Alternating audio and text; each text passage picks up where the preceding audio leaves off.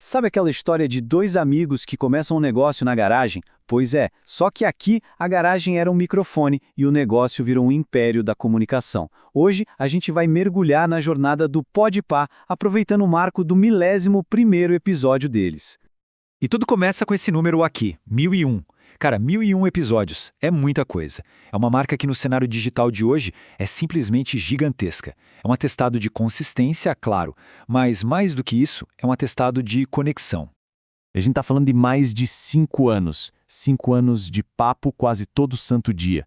E não é só que eles cativaram milhões de pessoas, não. Eles fundamentalmente mudaram as regras do jogo. A comunicação no Brasil meio que se dividiu em antes e depois deles. Olha aí, nas palavras deles mesmos, né? É histórico, não tem como negar. Mas a pergunta que fica é: como? Como é que eles fizeram isso? Qual é, afinal, o segredo dessa parada toda? Bom, a gente vai ver que a base do sucesso não é nenhum plano mirabolante, não. É uma coisa até simples. Autenticidade. Mas não é qualquer autenticidade. É uma autenticidade radical. É a decisão de ligar o microfone e ser exatamente quem eles são. Sem roteiro, sem máscara, sem filtro. E é aqui que a gente vê o tamanho da quebra com a mídia tradicional. Pensa só, de um lado tudo polido, roteirizado, distante.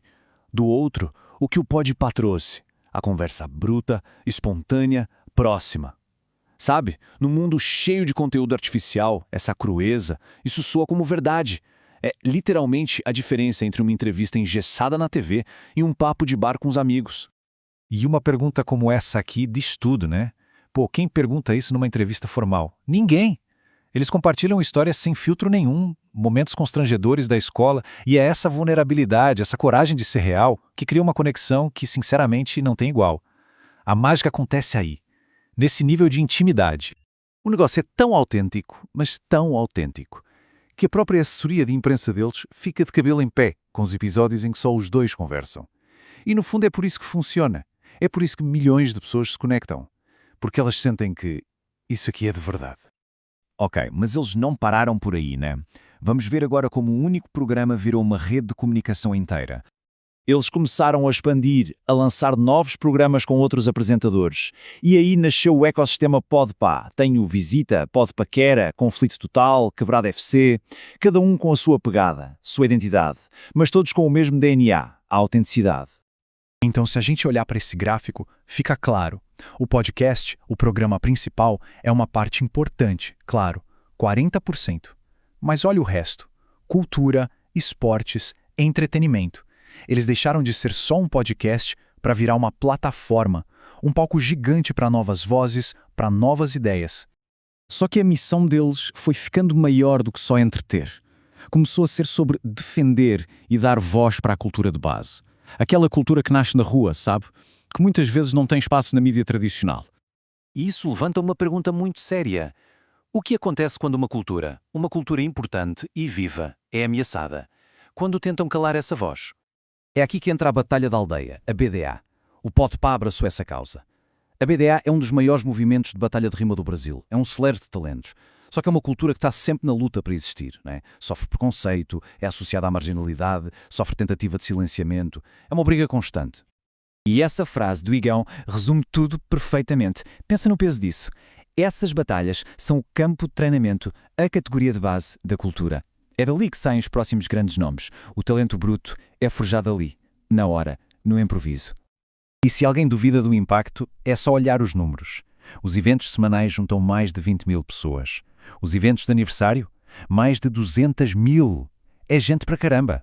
Isso mostra que existe uma demanda gigante por essa cultura. Mostra o quanto ela é importante para a comunidade. Beleza. Então, eles têm a fórmula, expandiram o universo, abraçaram uma causa cultural, e agora?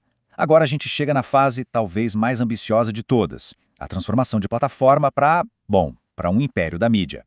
O plano para o próximo nível é esse aqui, bem claro. Primeiro, lançar a Podpah Records, uma gravadora. Depois, produzir filmes. E ainda, escrever e criar as próprias séries. A meta é clara, né? É ocupar todos os espaços.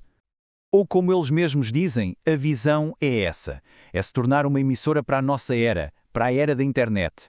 Uma instituição de mídia moderna, construída do zero, na contramão dos gigantes tradicionais. E não é só papo, não.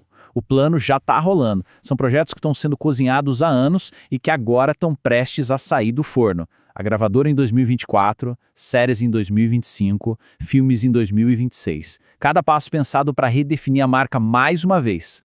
Então, de uma conversa sem filtro até se tornar uma força cultural e agora uma emissora na internet. A jornada do Podpah deixa uma pergunta no ar, né? Será que esse é o novo modelo? Será que a gente está vendo ao vivo o futuro da mídia ser construído bem na nossa frente?